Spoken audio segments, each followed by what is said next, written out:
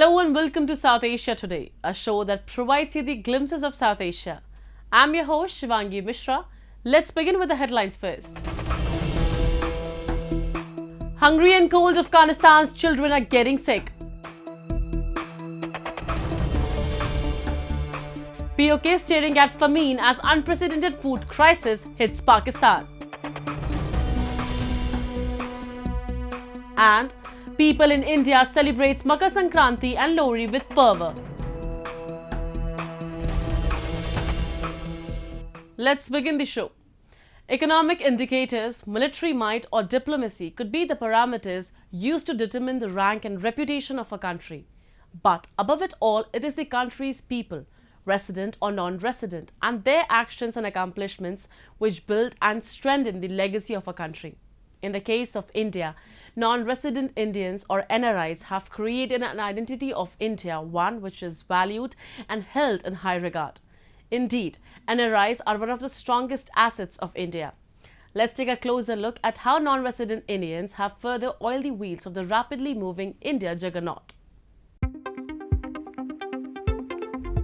Nearly a decade ago, the former U.S. President Barack Obama advised his countrymen and policymakers to strengthen their education system.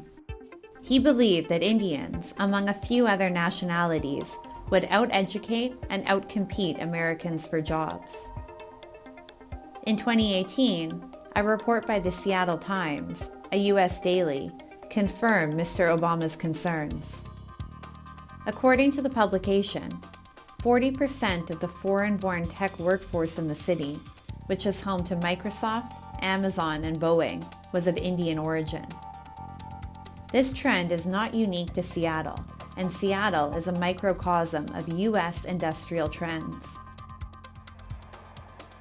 Indians have repeatedly punched above their weight to show the world what Indianness is and the unique skill set and culture alongside. India organizes Pravasi Bhartiya Divas annually to celebrate and honor non-resident Indians' multi-layered contributions around the world, ranging from their direct contribution to the Indian treasury to their actions leading to the strengthening of brand India. सभी प्रवासी भारतीयों को विदेशी धरती पर भारत का Rashtradoot, brand ambassador कहता हूं. Your role as India's brand ambassador is diverse. You are brand ambassadors of Make in India. You are brand ambassadors of yoga and Ayurveda. You are also brand ambassadors of India's cottage industries and handicrafts. At the same time, you are also brand ambassadors of India's millets. There are numerous ways how Indians have excelled and dominated sectors throughout the world with their skills and their everlasting will to create an impact. Google's Sundar Pichai, Microsoft's Satya Nadella, and former MasterCard CEO Ajay Banga are prime examples of Indian skill, will, and success throughout the world. The Indian identity and its unique characteristics are not only confined to STEM subjects. How can one ever forget the greatest Indian NRI to have ever lived, Mahatma Gandhi, who later returned to his motherland to lead the independence movement? According to a United Nations report, Indians comprised the world's largest diaspora in 2020, with approximately 18 million people living abroad. The contribution of NRIs has been an instrumental and integral part of the Indian growth story as well, with the World Bank predicting a 100 billion USD contribution through remittances alone. Indian diaspora through remittances, through investments, and in general by improving India's image, by getting technology and management know-how. So we must remember that it's not just brain drain, it's brain circulation. I think the Indian diaspora has been absolutely critical. The Indian government began celebrating NRIs in 2003, and they have not stopped. There is a common saying among many throughout the world that more Indians means more positivity. Non-resident Indians have proven time and time again that this saying is not a mere conjecture. Indians and their contributions have made the world a better place. As New Delhi employs a host of measures to usher in an atmosphere of unity and brotherhood across the world through its agency in the form of G20 president or UNSC membership or other opportunities, Indians living outside of India are ensuring the world is convinced that Indians are truly an embodiment of skills, passion, humanity, and compassion. Moving on. As if these stories of despair and depravity were not enough, the Taliban-ruled Afghanistan is now staring at another crisis, which is manifesting itself in the form of health emergency. While the Taliban's opaque administrative model has barred media and people from accessing genuine information about any diseases or health, an outbreak in pneumonia cases and their sudden spike, especially among children, has set the alarm bells ringing for local authorities as well as the international community, which has remained a mute spectator since the Taliban took control of the region in August 2021.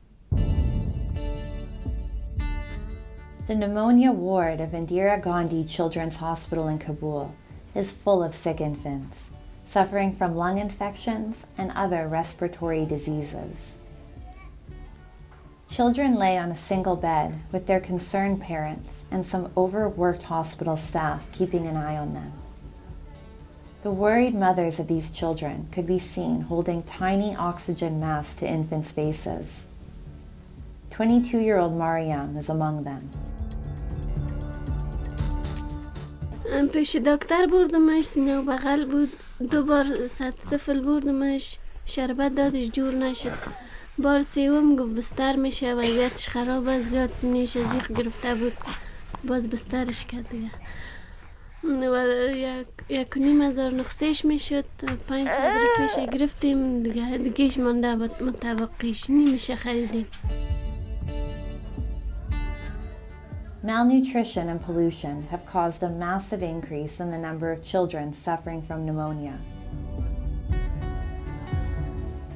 According to a report by Reuters, Mohammed Arif Hassanzai, the head of internal medicine at Indira Gandhi Children's Hospital in Kabul, said that our patients have increased compared to the past. The main reason is the economy.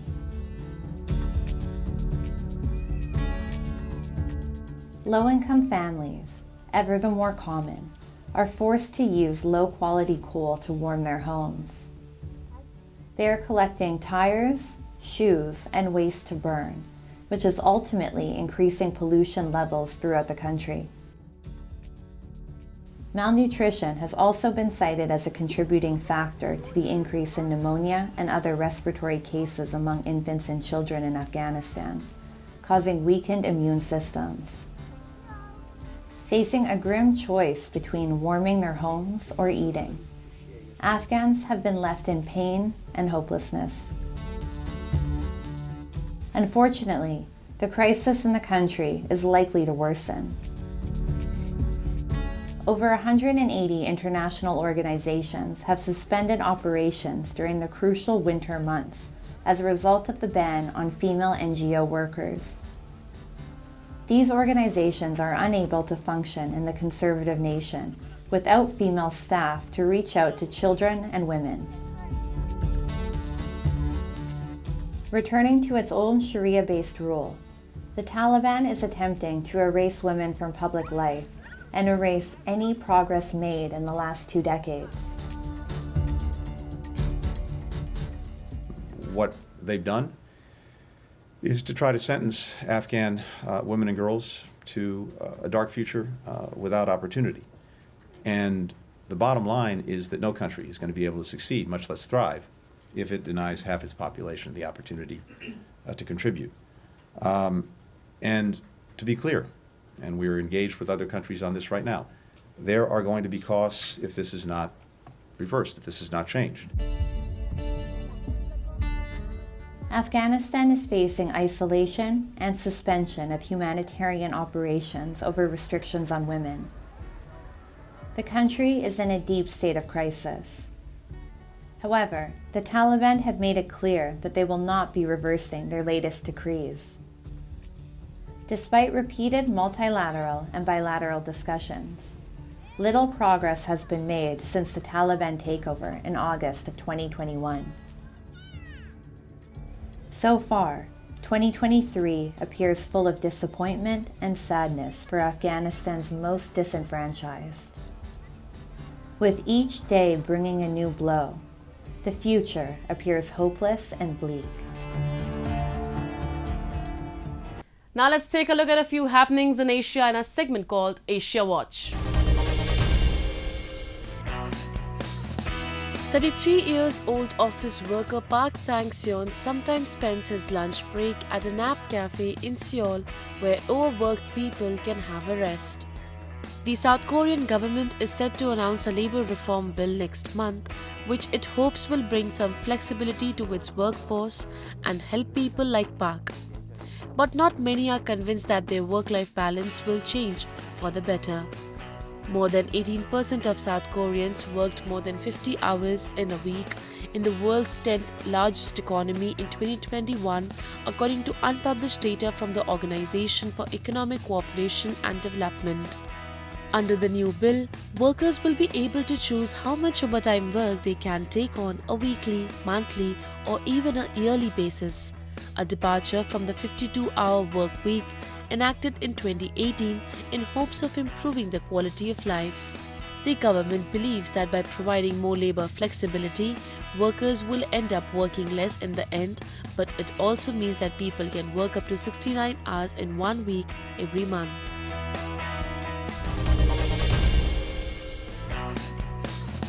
Around 100 people lit candles at a gathering in Kathmandu at Tribhuvan International Airport in memory of the crashed victims on board the Yeti Airlines ATR 72 aircraft carrying 72 people, which crashed on January 15th.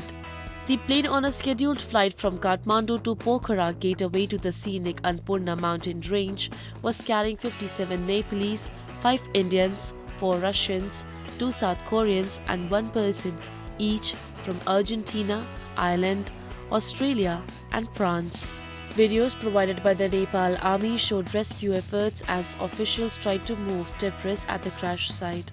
There are 9 domestic airlines in Nepal, including Yeti Airlines and its unit Tara Air. Yeti and Tara plane crashes have killed at least 165 people in Nepal since 2000, out of a total of 359 dead from aviation accidents, according to data from the Civil Aviation Authority of Nepal. An additional 75 people have died in helicopter crashes this century in Nepal, which is home to 8 of the world's 14 highest mountains, including Everest, and where sudden weather changes can make hazardous conditions.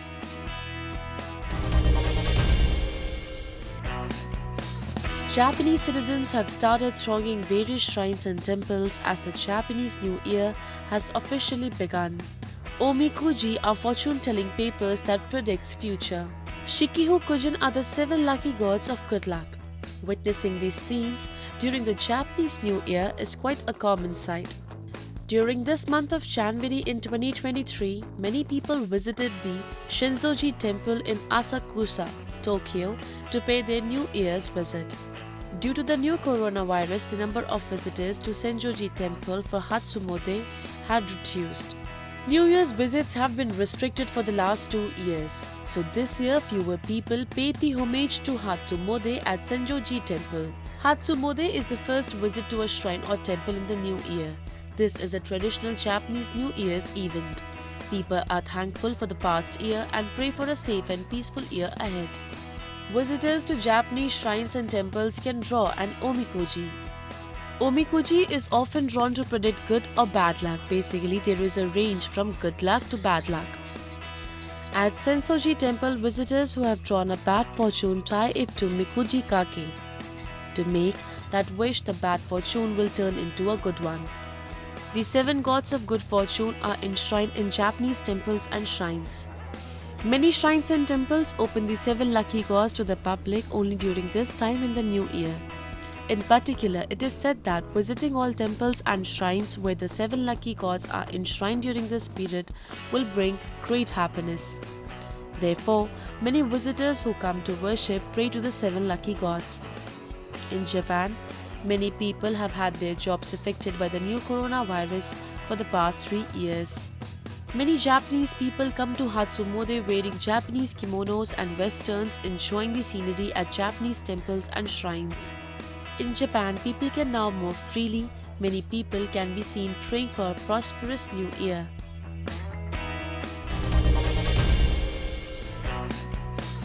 Japan is a popular tourist destination all around the world. Beautiful picturesque sceneries and architectural wonders such as Mount Fuji and Kyoto, which are visited by many tourists from around the world. Last October, Japanese government decided to promote travel to domestic travel and ease the entry of foreign tourists. The tourism business in Japan is picking up pace in 2023.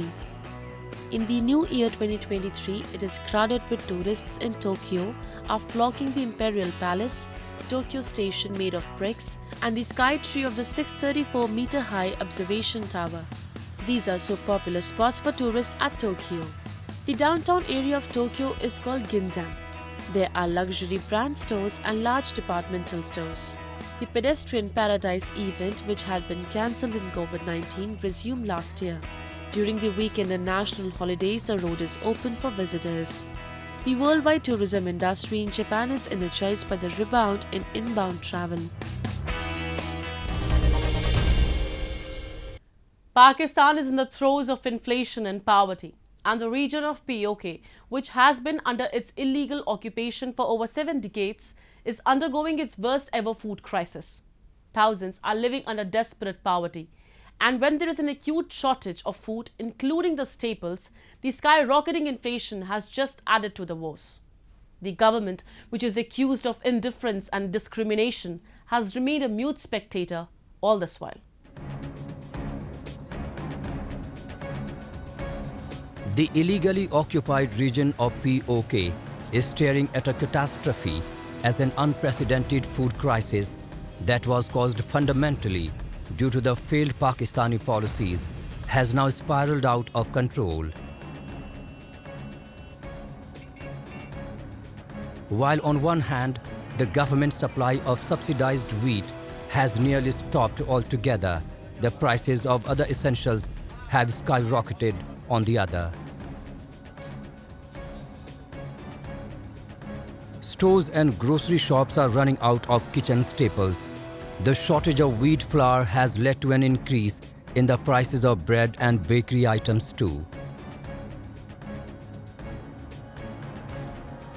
The desperate situation has triggered chaos, and some clashes among people were also seen in the region in the past few days. The locals blame the government for the situation. जब तक हमारे जायज़ मुतालबात पूरे नहीं होंगे तो तब तक गैर मायना मुद्दत के लिए हम ये एहतजाज होता रहेगा और इसका दायरा कार हम वसी भी कर सकते हैं एक ज़िले से दूसरे तक तीसरे तक और जितने आज़ाद कश्मीर भर में तो इसका हम वसी तर कर सकते हैं ये इसका दायरा। तो इसके साथ ही मैं इंतज़ामिया से गुजारिश करूँगा कि जितना जल्द ये हो सकता है गरीब आवाम अगर रोटी के लिए तरसेंगे तो इसके लिए हम जिम्मेदार नहीं हैं। इसके लिए जिम्मेदारी जो भी होगी वो इंतज़ामिया की होगी। Some said wheat was the key component of the PoK people's food basket, and depriving them of the staple can have catastrophic consequences. Locals said this was the latest blow in the series of troubles that has affected their basic needs and their standard of living. माल बहुत महंगा है जो हमारी पहुंच से दूर हो गया है। हम बेबस हो गए हैं। बार बार हमने मीटिंगें भी की, इंतज़ामिया हमारे साथ कोई तावन नहीं कर रही। इसकी वजह से हमने आज तंदूर बिल्कुल बंद कर दिए। माल महंगा है, अखराजात पूरे ही नहीं हो रहे। हर आदमी मकरूज़ है, हमारी तरह हम भी इस महंगाई के दौर में चक्की में फंसे जा रहे हैं। आटा, मैदा, घी कारीगर अखराजात बहुत ज़्यादा हो गए हैं, जिसकी वजह से इस रेट पे हमें कोई फ़ायदा भी नहीं है। इससे बेहतर है कि फिर बंद कर दिया। आज आटे की कीमत इतनी ज़्यादा ऊपर चली गई है, हम इंतज़ामिया के पास जाते हैं तो हमें वो रेट नहीं जारी कर रहे। हम किधर से महंगा आटा लेके सस्ती रोटी फ़रोख्त करें, हमारे वस में नहीं है। हम हुकूमत के खसारे हम तो नहीं पूरे कर सकते। आज हमें आटे पिंडी इस्लामाबाद से आते हैं, कश्मीर की जो फ्लोर मिल है सरकारी मिल, उसका आटा तो हमें मिल ही नहीं रहा। वो पता नहीं किधर जा रहा है, कहाँ पे जा रहा है, कोई पता नहीं है। हाँ, वो आटा तो इधर किसी के पास है ही नहीं है, किसी घर में किसी को नहीं मिल रहा, वो ब्लैक हो रहा है, कोई पता नहीं क्या हो रहा है। There is no denying the fact that last year's floods left a massive trail of destruction, which in the region it had a severe impact on the agricultural produce too, but also cannot be denied is the well-documented phenomenon that the illegally occupied region of PoK has always been accorded a no-vocal treatment by leaders in Islamabad. If Pakistan endures any form of crisis, then its gravity compounds by several fold in PoK. People in PoK have been at the receiving end of discrimination for over 7 decades, and the situation continues to remain so even today. Moving on, spring season is all set to spread its wings in India. Popularly known as Makar Sankranti, the period where winter slowly fades into spring is celebrated in different forms in different regions of the country. From Pongal to Lohri, let's see how the country welcomed Uttarayan this year. India got soaked in festive fever as it observed Makar Sankranti, the most ancient Hindu festival dedicated to God's sun. During this period, sun ends its southward journey and starts moving northwards. The festival also marks the first day of sun's transit into the zodiac sign Makar or Capricorn. Though observed as harvest festival, its cultural significance as well as way of celebration varies across the country. In cities lining the holy rivers, especially Ganga like Haridwar, Ayodhya and Patna, millions of Hindus brave the cold temperatures and begin the day by taking a dip in the holy waters. Their gesture is believed to have the power to wash away all the sins. They also make a Tuladan, a tradition where devotees make offerings to priests and the poor. Makar Sankranti के अवसर पे माँ गंगा ने बुलाया तो बस स्नान करने चला आया। स्नान करने से ही लगता है कि मन में पावन भावना आ जाती है। मकर संक्रांति के प्रति जो श्रद्धा है, इसीलिए तो हम इतने ठंड के बावजूद यहाँ नहाने आए हैं। ठंड तो बहुत ज़्यादा, मतलब नहाने के लिए हिम्मत चाहिए और ये हिम्मत हमारी श्रद्धा से ही आई है। In states like Punjab, Himachal Pradesh and capital New Delhi, the festival is celebrated as Lohri, that commemorates the harvesting of the rabi or winter crops and also marks the beginning of a new year for the Sikhs. The beats of drums and the inviting flames of a bonfire that defy the freezing winds marks the celebration of this auspicious occasion. As a part of the ritual, eatables such as dry fruits, popcorn, sesame seed and molasses are first thrown in the fire and later served to everyone, spreading abundance and happiness all around. आप देख ही रहे हैं लोहड़ी का त्यौहार, हर जगह band बाजे बज रहे हैं और सब लोग खुशियों से मना रहे हैं इसको। और ये खुशियों का त्यौहार है, सब लोग एक दूसरे से मिलके मनाते हैं इसको। तो आज हम सभी, हमारे बेटा हुआ है, पहली लोहड़ी है और इसी के साथ हमारे सब रिश्तेदार आए हुए हैं और हम पहली लोहड़ी आज बड़े धूमधाम से सभी लोगों के बीच में मना रहे हैं। Skies of northern and western parts of India were adorned with colorful kites, as kite flying is an important ritual of the festival. Hundreds of people gather on their rooftops to fly kites and even battle against each other for aerial supremacy. Kite festivals were also organized all around the country, where locals and tourists enjoy the winter breeze and flew kites. बहुत ज़्यादा पतंगें उड़ती हैं आज के दिन, specially आज जो होती है वो हम लोग की सालाना पतंग तय होती है। एक ही कलर की पतंग उड़ती है, जैसे एक कलर मैं नीला उड़ाऊंगा तो ये भाई जो हैं ये हरा उड़ा सकते हैं, तो ऐसे करके पतंग लड़ती है। आज के दिन ऐसे ही पतंग रखी जाती है, जिसमें तहरी भोज भी होता है हम लोगों का। In Tamil Nadu, Makar Sankranti is celebrated as Pongal. During the festival, women make beautiful rangolis, cook rice and milk in earthen pots and watch it overflowing. After adding freshly harvested grains, it is offered to God's son, which is considered as a sign of abundance as it brings fortune to farmers' life. Pongal इसलिए बना रहा है तो अपन किसान लोग नया चावल फसल निकालने के बाद पहले चावल सूर्य भगवान का सूर्य शक्ति नहीं है तो कुछ नहीं हो सकता है. सूर्य शक्ति को धन्यवाद देते हुए, नेचर को धन्यवाद देते हुए आज सूर्य पोंगल है. Now if you pan towards northeastern India, the festival is observed as Bhogali Bihu, especially in Assam. During the occasion, people erect a traditional bonfire called meji, a house made of straw, and burn it during the celebration. Various types of rice cakes and other sweets are also prepared during the festival. Assam में हर प्रांत में Barack हो या ब्रह्मपुत्र हो, पहाड़ हो या घाटी हो, हर प्रांत में आज भोगाली बिहू, माघ बिहू मनाया जा रहा है बड़े धूमधाम से. किसानों का त्यौहार है और सारे देश में अलग अलग नामों से मकर संक्रांति को आज बड़े किसान और हमारे देश के जनता बहुत भक्ति भावनाओं से इसको मना रहा है. मैं सबको आज देश की जनता को, विशेष रूप से किसान जनता को मैं हृदय से शुभकामना देता हूँ. Makar Sankranti is not only a festival but also the symbol of life, which shows the incredible diversity of cultures and traditions in India.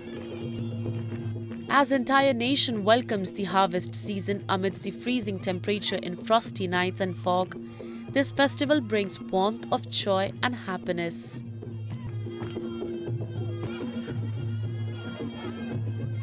It's time for me to wrap up today's episode. We'll be back next week at the same time. This is Shivangi Mishra signing off on the behalf of the entire production team of South Asia Today. Goodbye and take care.